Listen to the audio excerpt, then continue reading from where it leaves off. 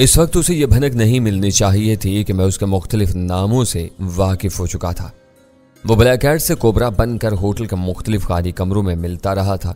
मगरनिक ने मुझे colonel the power के रूप में जो मशवरे दिए थे, इनसे साबित हो चुका था कि सोबराज अर्जुन की मदद से हशमत बनकर होटल के किसी कमरे में कायम करता था और फिर कोबरा के रूप में अपने खुफिया धंधे चलाता था। तुमने उसे खुद नहीं मारा, मगर उसे तुम्हारे इशारे पर मारा गया है। मैंने तलखी से कहा, तुम्हारी चहेती सीता मुझे ये भी बता चुकी है कि पहले तुम इन दोनों से कोबरा के रूप में रोजाना एक बार जरूर मिलते थे, मगर अर्जुन के कत्ल होते ही गधे के सर से सींग की तरह गायब हो गए। यह महज इत्तिफाक नहीं था। कातिल अपनी वारदात मुकम्मल करने के बाद इसी तरह चाय वकूं से गायब होते हैं। डैनी, मैं तुम्हें यह बता दूं कि तुम्हारी मौत मेरे हाथों लिख दी गई है। तुम ज्यादा दिनों तक नहीं जी सकोगे। तुम्हारे 2 मजबूत रीन मोहरे पहली चाल पर पिट चुके हैं।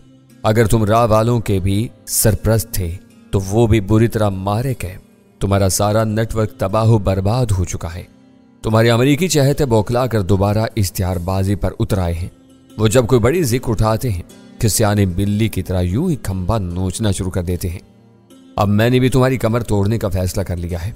तुम तक पहुंचने के लिए अव्वल खान को रास्ते से हटाना जरूरी हो गया है, क्योंकि इस वक्त कराची में वही STF का सरगना है। उसकी आवाज में नफरत और हकारत की आमेजिश थी। वो गुफ्तगू इल्जामात और जवाबी इल्जामात में उलझ गई थी, लेकिन दोनों में से कोई भी इस बातचीत को खत्म करने के मूड में नहीं था। जिस तरह मुझे कोबरा का दिमाग पढ़ने और उसके अगले इक़दामात का अंदाजा लगाने का मौका मिल रहा था, शायद इसी तरह वो भी मेरे जवाबात से कुछ कारआमद नताइज अखज़ कर रहा था। हम सब के लिए उसकी आखिरी धमकी बहुत संगीन और तशवीशनाक थी। हम चारों पसे पर्दा और किसी हद तक ज़ेर ज़मीन पर रहकर काम कर रहे थे, लेकिन अव्वल खान के लिए ऐसा करना मुमकिन नहीं था। अपने रोज़मर्रा के फ़राइज़ की अदायगी के सिलसिले में उसे हर वक्त मौजूद और मुतहर्रिक रहना पड़ता था। अगर सोबराज जैसा बारसूख शख्स उसके खून का प्यासा हो रहा था तो यह फिक्र व तशवीश की बात थी। कराए का कोई भी कातिल अव्वल खान के मामूलात की निगरानी करके अपनी पसंद के वक्त और मौका पर कामयाब कातलाना हमला कर सकता था। सोबराज को ऐसी किसी हरकत से रोकना बहुत जरूरी था। मेरे लिए वो नाजुक मौका था। कोई बड़ी और इंतहाई खौफनाक जवाबी धमकी ही उसे अव्वल खान के खिलाफ कातलाना साजिश से रोक सकती थी। मैंने चंद लम्हों के लिए सोचा और फिर वो सब कह डालने का फैसला कर लिया जिसे मैं इस वक्त तक अपनी जुबान पर लाते हुए हिचकिचा रहा था। तुम कान खोल कर सुन लो कि अब अव्वल खान का बाल भी बीका हुआ तो मैं नताइज की परवाह किए बगैर तुम्हारी ईंट से ईंट बजा दूंगा। आज वो हालात नहीं है जब तुम्हारे ब्लैक कैट्स अव्वल खान का बाजू जख्मी करके साफ बच निकलने में कामयाब हो गए थे। तुम्हारे खिलाफ मेरे पास मजबूत शवाहिद मौजूद हैं। उसने मेरे मुआंदाना लहजे की परवाह किए बगैर मेरी बात काट दी और कहा, मैं तुम्हारी इन हर्जा सराइयों से डरने वाला नहीं हूं। तुम कभी मेरी गर्द को भी नहीं पहुंच सकते। कल तुम यह दावा कर सकते थे, आज इस खुशफहमी को अपने जहन से निकाल दो। मैंने हकारत से कहा, पुलिस रिकॉर्ड पर हशमत का नाम आ चुका है। तुम किस हशमत की बात कर रहे हो? इस बार उसने यकीनन कुछ सोचे समझे बगैर इस्तरारी अंदाज में मेरी बात काटी थी। वही हशमत जो अर्जुन के कत्ल के वक्त होटल के कमरा नंबर 310 में ठहरा हुआ था और अर्जुन के कत्ल की अफरा तफरी में खामोशी से किसी वक्त होटल से निकल गया। उसने फोन पर अपनी मजीद बुकिंग मनसूख करा दी और अब उसका नाम मेरी लिस्ट पर है। यह सब तुम मुझे क्यों सुना रहे हो? हशमत से मेरा क्या ताल्लुक? उसकी आवाज एकदम ठह गई। मेरी जुबान से अचानक हशमत का तज़किरा सुनकर उसकी आवाज में परेशानी का उनसर पैदा हो गया था। अब मैं तुम्हें सब कुछ बताऊंगा, मैंने मजबूत और फैसला कुन आवाज में कहा। तुम होटल के मुख्तलिफ खाली कमरों में कोबरा बनकर ब्लैक कैट से मिलते रहे और समझते रहे कि तुम्हारा राज अर्जुन के सिवा किसी को मालूम नहीं हो सकेगा।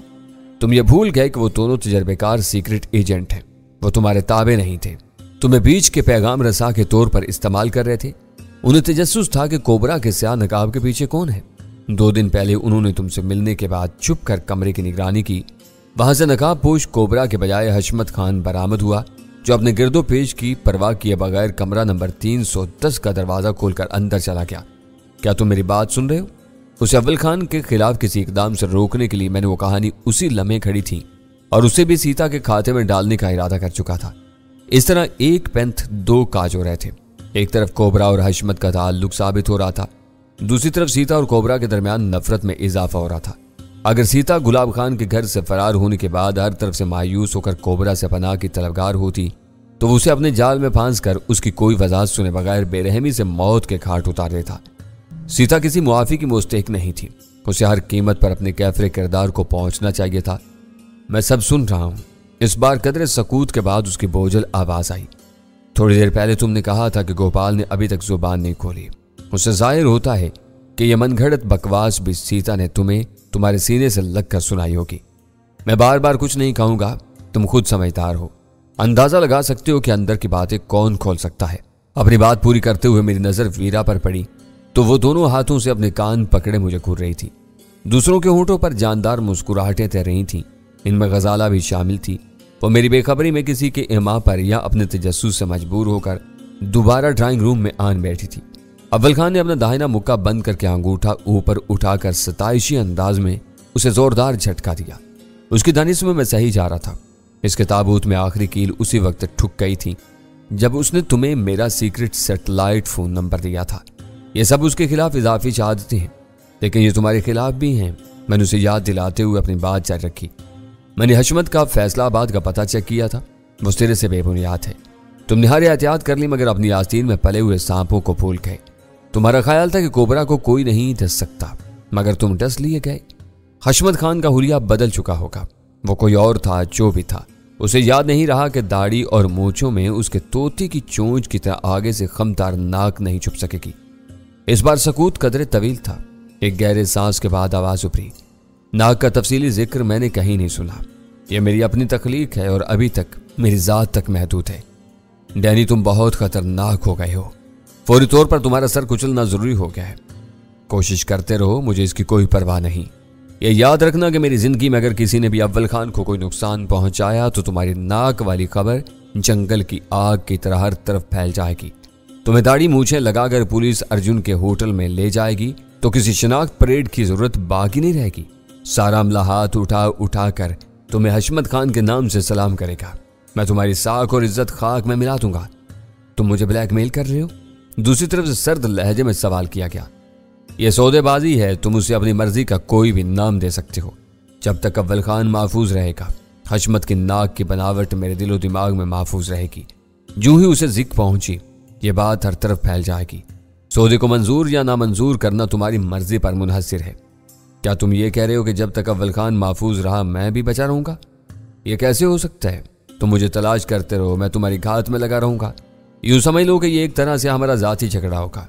जिसका पहले दाव चल गया वही फातिह होगा। दूसरी सूरत में सबसे पहले कानून तुम्हारे खिलाफ हरकत में आएगा। मैं कानून की परवाह नहीं करता, बस बदनामी से खौफ जरूर आता है। इस वक्त तक मैंने सोबराज का नाम नहीं लिया था, लेकिन वो वाज़ेह तौर पर समझ चुका था कि बात किस खतरनाक रुख पर जा रही थी। इस बार कानून पूरी कुव्वत के साथ हरकत में आएगा। ये ना समझना कि किसी का रुतबा कानून के आड़े आ सकेगा। तुम बहुत सख्त और जिद्दी हो। सीता ने तुम्हारे शहर में गिरफ्तार होकर वाकई बहुत कुछ बर्बाद कर दिया। मुझे फैसला करने के लिए कल तक का वक्त दरकार है। इस मोहलत में तुम मेरी कमर तोड़ने के लिए अव्वल खान का काम तमाम कर दोगे? मैंने तंज से पूछा। किस्मत खराब हो और उसे कोई हादसा पेश ना आ जाए तो और बात है। मेरी तरफ से उस पर कोई वार नहीं होगा, यह मेरा वादा है। लोग जानते हैं कि सोबराज का वादा पत्थर की लकीर की तरह अटल होता है। मेरा दिल खुशी से उछलकर हल्क में आ गया। मुझे यूं महसूस हुआ कि किसी ने मेरे सीने पर हल्की सी बर्फ रख दी हो। सबके चेहरे मुसर्रत से तमतमा उठे। एक थका देने वाली तवील ज़ेनी जंग के बाद आखिरकार वो अपनी जुबान से अपना नाम लेने पर मजबूर हो गया था। फिर मैं कल शाम 5 बजे तुमको फ़ोन करूंगा। मैंने उसे दानिस्ता वही वक्त दिया जो उसके पर्सनल सेक्रेटरी ने वीरा को सोबराज ने इंटरव्यू के लिए दिया था। सोबराज वाकई अब जख्मी सांप बन चुका था, जो अपनी जद में आए हुए सायों पर भी फन मार सकता था। इस नाजुक मौका पर वीरा का उसके रूबरू जाना खतरे से खाली नहीं था। ठीक है, मैं इंतजार करूंगा। मुझे अपना नंबर भी दे दो ताकि जरूरत हो तो मैं तुमसे राब्ता कर सकूं। मैंने कच्ची गोलियां नहीं खेली, इस बार मैंने सर्द और सख्त आवाज में कहा। मैंने न जाने कैसे कैसे जतन करके तुम्हारा खुफिया नंबर हासिल किया था। तुम भी इतनी ही मेहनत करोगे तो तुम्हें मेरा नंबर मिल जाएगा। तुमने अभी से होशियारी दिखानी शुरू कर दी, ये कोई अच्छी बात नहीं है। मेरा सैटेलाइट नंबर खुफिया है, दूसरे नंबर डायरेक्टरी में मौजूद हैं। मैंने तुम्हारा फ़ोन नंबर यूं ही पूछ लिया था। उसकी बेपरवायाना आवाज़ आई। मेरा एक ही नंबर है और वो खुफिया है। मैंने उसे बताया, हमें अपनी गुफ्तगू को सिर्फ ज़रूरी बातों तक महदूद रखना चाहिए। गैर ज़रूरी बातों से गलत फहमियाँ जन्म लेंगी। क्या तुम मुझे बता सकते हो कि तुम्हारे चुंगल से रिहाई के बाद सीता कहाँ मिल सकेगी? तुम्हारे किसी आदमी ने ज़रूर उसका पीछा किया होगा। तुम उसे आज़ाद कर चुके हो। अब वो मेरी मुजरिम है। उसे अपना हिसाब बेबाक करके मेरे दिल में ठंडक पड़ जाएगी। वो उसी ठंडक का मुतलाशी था जो ज़रा सी देर पहले मुझे हासिल हो चुकी थी। मैं किसी सिलसिले में तुम्हारी मदद नहीं कर सकता। मैंने उसे टिका सा जवाब दे दिया। तुम भूल रहे हो कि हम एक दूसरे के हलीफ नहीं हरीफ हैं। हमारे दरमियान एक नुक्ते पर समझौता होने का यह मतलब नहीं है कि हमारी दुश्मनी दोस्ती में बदल गई है। हमारी राहें हर हाल में जुदा जुदा हैं। तुम शी की सिंडिकेट में रह चुके हो। एक गहरे सांस के साथ उसकी आवाज आई। ये जानते होगे कि समझौते से इन्हिराफ का अंजाम क्या होता है? तुम फिक्र ना करो, मैं जराइम की दुनिया से ताइब जरूर हो चुका हूं, लेकिन इसके सारे कवायद व ज़वाबित मुझे आज भी अजबर हैं। मैं मुजरिम नहीं हूं, मैंने कोई जुर्म नहीं किया। वो मेरी जुबान से जराइम की दुनिया का जिक्र सुनकर भड़का, मगर मैंने दरमियान ही से उसकी बात उचक ली और कहा, हर बड़ा मुजरिम इब्तिदा में खुद को मुसल्लस समझता है। वो अपने हर जुर्म को बेदाग और मुकम्मल समझता है, लेकिन दर हकीकत कोई जुर्म मुकम्मल नहीं होता। हर मुजरिम अपना कोई ना कोई सुराग जरूर छोड़ जाता है। कोई सुराग तक न पहुंचे तो जुर्म बेदाग कहलाता है। इस दाग की निशानदही हो जाए तो मुजरिम पकड़ा जाता है। यह ऐसा ही है जैसे तुम्हारे आगे से मुड़ी हुई नाक। पुलिस समेत सब उसे भूले रहे। यह नुक्ता मेरे इल्म में आ गया। इस वक्त तुम अपनी मर्जी के मालिक हो, जो चाहो कह सकते हो। मैं तुम्हें नहीं रोक सकता, मगर यह जरूर कहूंगा कि मैंने कोई जुर्म नहीं किया। तुम बिला वजह हज़यान में मुब्तला हो। शायद तुमने जुर्म ना किया हो, मैंने इश्तबाह अमेज़ लहजा में कहा, लेकिन तुम बड़े मुजरमों और दहशतगर्दों की सरपरस्ती करते रहे हो। कल गोपाल ने एम्प्रेस मार्केट के करीब पेशाब खाने में टाइम बम छुपाया था, जिसे ठीक 5 बजे फटना था। वो फट जाता तो सदर के इस मसरूफ इलाके में ना जाने कितना जानी और माली नुकसान होता। ये खबर तुमको किसने दी है? उसने मेरा फिक्रा मुकम्मल होने से पहले ही सवाल दाग दिया। इसके लिए किसी मुखबर की जरूरत नहीं थी। उस वक्त मैं गोपाल के पीछे लगा हुआ था। मैं टाइम बम की तलाश में वहां रुक न गया होता तो शायद वो किसी बकेड़े के बगैर मेरे काबू में आ जाता, तो तुम्हें उसको शहर के अस्पतालों में न ढूंढना पड़ता। तुम्हें इस वक्त अपनी कामयाबियों पर हर्जा सराय का पूरा पूरा हक हासिल है, लेकिन जल्दी तुम्हें खाक चाटनी पड़ेगी। उसकी जहरीली आवाज उभरी। कौन खाक चाटता है ये आने वाला वक्त बताएगा। इस वक्त मैं तुम्हें तुम्हारे जुर्म के बारे में बता रहा था। गोपाल ने कहीं बम रखा था तो वो उसका इनफरादी फेल था। वो मेरा जुर्म कैसे बन गया? उसकी आवाज चिड़चिड़ी हो गई। शाम 6:15 बजे उसने होटल की लॉबी से तुम्हें फोन किया था। तुमने उसे बताया कि मुतवक्का हमला नहीं हो सका, मंसूबा नाकाम हो गया। तुम गोपाल के इस जुर्म में बराबर के शरीक थे। जब गोपाल ने जुबान ही नहीं खोली तो तुम्हें ये सारी बातें किसने बता दी? उसने मुझे कुछ नहीं बताया, लेकिन तुमसे बात होने के बाद सीता से जरूर तबादला ख्याल किया था। मैंने मानी के लहजा में कहा, इस भूल में ना रहना कि तुम्हारा केस कमजोर हो जाएगा। तुम इन खराफात को दोहराकर मुझे हरासा नहीं कर सकते। तल्ख आवाज में जवाब आया, बस मेरी एक बात याद रखना कि मुआहदे की पूरी पूरी पासदारी होनी चाहिए। मैं अव्वल खान को नहीं छेड़ूंगा। तुम अपनी जुबान बंद रखोगे। मेरी इज्जत और साख पर जरा सी भी आंच आई तो मैं नताइज की परवाह किए बगैर सब कुछ तबाह कर दूंगा। तुम जानते हो कि जब कोई बड़ा जहाज डूबता है तो अपने साथ ना जाने क्या कुछ ले डूबता है। मेरे साथ सबसे पहले तुम डूबोगे। तुम्हारे हवारियों में से कोई भी नहीं बचेगा। चोट खाया हुआ मुश्तिल सांप खतरनाक होता है। इस वक्त तुम भी जज्बाती हो रहे हो। मैंने उसे मजीद ताव दिलाने के लिए मुरब्बियाना अंदाज में कहा, मैं मजीद कुछ नहीं कहूंगा। तुमसे बाकी बातें कल शाम होगी। मैं ठीक 5 बजे रिंग करूंगा। खुदा की पनाह। वीरा दोनों हाथों से अपने कान मरोड़ते हुए बोली, तुम किस कदर रवानी से और कैसे सफेद झूठ बोलते हो। हर बात खींच तान कर इस तरह सीता के सर डाल दी कि वो भी तुम्हारी बातों में आ गया। इन बातों से तुम क्या नतीजा हासिल करना? तुमने बेहतरीन गुफ्तगू की। अव्वल खान ने वीरा की बात काट कर कहा, अब सोबराज इसके खून का प्यासा हो गया है। सीता उधर का रुख करेगी और मारी जाएगी। इस पर एक कमीन गाह के दरवाजे हमेशा के लिए बंद हो चुके हैं। मैं शर्मिंदा हूं कि मुझे बचाने के लिए तुम्हें इस काबिज से एक समझौता करना पड़ा। वो अपने मरदूदपन पर तुल जाए तो किसी भी वक्त मुझे मरवा सकता है। मुझे अपने फराइज की बजावरी के सिलसिले में वक्त बेवक्त शहर के किसी हिस्से में जाना पड़ता है। इसके आदमी घात लगाकर मुझे निशाना बना सकते हैं। बज़ाहिर समझौता हो गया, लेकिन मैं इस पर एतबार नहीं कर सकता। तुम्हें हर वक्त मोहतात रहना होगा। मैंने उसे समझाया, तुम्हारी पेशा वाराना मजबूरियां मेरी नजरों में हैं, इसलिए मैंने बर वक्त उसकी बात पकड़ ली और गनीमत है कि वो भी झुकने पर आमादा हो गया। आमादा कैसे नहीं होता? आपने अव्वल खान की सलामती को इसकी नाक का मसला भी तो बना दिया था। गजाला ने हल्की सी मुतरन्नम हंसी के साथ कहा, यह तुम्हारे लिए खासा कड़ा वक्त है। वीरा हम दोनों की तायद करते हुए अव्वल खान से बोली, एक तरफ सोबराज तुम्हारे खून का प्यासा हो रहा है तो दूसरी तरफ निक तुम्हारा तबादला करने के लिए हाथ पैर मार रहा है। इस वक्त तुम्हें अपने साये से भी मोहतात रहने की जरूरत है। इस वक्त मुझे किसी खतरे की परवाह नहीं है। उसने फखरिया लहजे में कहा, जिन लोगों को डैनी जैसे खैर खा मुयस्सर होते हैं उनका कोई बाल बीका नहीं कर सकता। इस वक्त डैनी ने सोबराज को हर तरह बांध कर रख दिया था। एक बात मेरे दिमाग में आ रही है, कहो तो मैं कह डालूं? सुल्तान शाह ने मुझसे पूछा और मैंने इस बात में सर हिला दिया। इस बात में कोई शुबा नहीं कि तुमने बहुत तसलसल और एतमाद से सोबराज से झूठ बोले हैं। उसने मेरा इशारा पाकर कहना शुरू किया, हमें इनका समर बस इसी वक्त तक मिलेगा जब तक सीता और सोबराज के दरमियान बात नहीं होती। एक बार ऐसा राब्ता हो गया और सोबराज ने अपनी बरहमी दिखाई तो सीता भी अपनी सफाई पेश करेगी। इसके नतीजे में तुम्हारी फैलाई हुई सारी गलत फहमियां दूर हो सकती हैं। मैं कुछ चवले नहीं मार रहा था, मैंने सिगरेट का एक कच लेकर कहा। मेरे जहन में गोपाल की कही हुई बात अपने पूरे सयाको सबाक के साथ ताज़ा थी। वो बता चुका था कि उसकी और सीता की मुत्तफिका राय थी कि काम कोबरा ने खराब किया है। फिर भी सीता एक बार उसे अपनी रूपोशी की रिपोर्ट दे चुकी है ताकि हालात बिगड़ने की खबर दिल्ली वालों तक पहुंच जाए। अब वो दोबारा कोबरा से राब्ता नहीं करेगी। उसके फोन के बारे में खुद सोबराज बता चुका है। सोबराज उसके खिलाफ तैश में आया हुआ है। वो अपने आदमियों से किसी न किसी तरह उसका खोज निकलवाएगा और वो बेकसी की मौत मार दी जाएगी। ये सब इस तरह ना हुआ तो वाकई गड़बड़ हो जाएगी। अव्वल खान ने सुल्तान शाह की तायद करते हुए कहा, गड़बड़ हो ही नहीं सकती। मैंने इसरार किया, सीता कहेगी कि उसने कभी कोबरा का पीछा नहीं किया। सोबराज उसे नहीं मानेगा। वो जानना चाहेगा कि फिर मुझे कैसे पता चला कि हशमत 310 में ठहरा हुआ था और खाली कमरों में कोबरा बनकर इनसे मिला करता था। इसके लिए आम तरीन मसला सेटेलाइट फोन नंबर का है। सीता बेगुनाही का दावा करेगी तो ये सवाल पैदा होगा कि मेरे पास वो खुफिया तरीन फोन नंबर कैसे आ गया। ये बहुत मंतकी बातें हैं।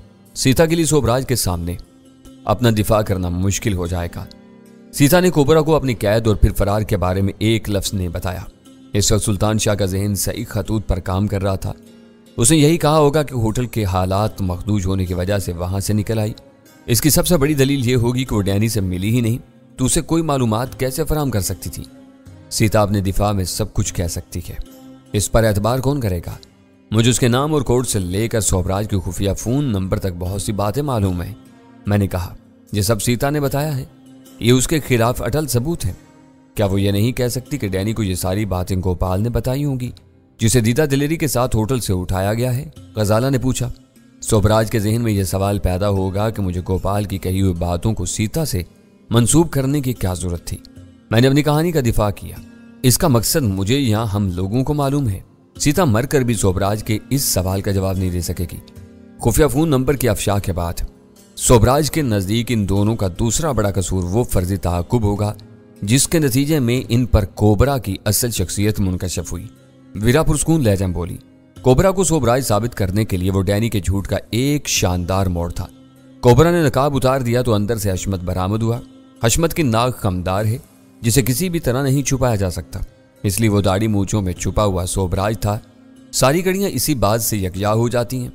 बार बार मेरे झूठ का जिक्र करके मुझे शर्मिंदा करने की कोशिश ना करो। मेरी हर बात अपनी जगह दुरुस्त और अटल है, बस किरदारों के नामों में जरा सा हेर फेर है। सोबराज को महज झूठ के सहारे दीवार से लगाना मुमकिन नहीं था। असल बात यही है। मेरे एतराज पर गजाला खुश होकर बोली, आप पर दरोगोई का इल्जाम सरासर बेबुनियाद है। डैनी ने तुम्हें यहां से भगा दिया था, इसका सबसे बड़ा झूठ हम तीनों ने अपने कानों से सुना है।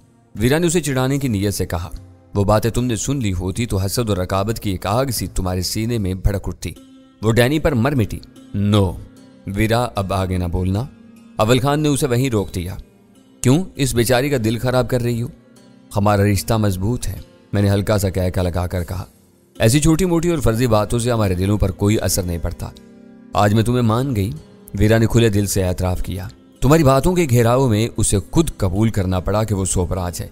बस तुमने सीता का नाम बहुत बेरहमी से इस्तेमाल किया। इस लम्हे मुझे नरगिस याद आई थी। वो मेरे करीब होती तो मैं बेइख्तियार उसकी पेशानी चूम लेता। उसने मुझे सबसे अहम सुराग फराम किया था। यह होता है शोहरों को ढील देने का नतीजा। वीरा ने बेसाख्ता फिक्रा चुस्त किया। गनीमत है कि वो इस वक्त यहाँ नहीं है, होटल के किसी कमरे से झूठे बर्तन समेट रही होगी। तुम उसकी तहकीर करने की मुर्तकिब हो रही हो। मैंने वीरा को घूर कर कहा, यह याद रखो कि कोई काम हकीर नहीं होता। हाथ फैलाने से काम करना बेहतर होता है।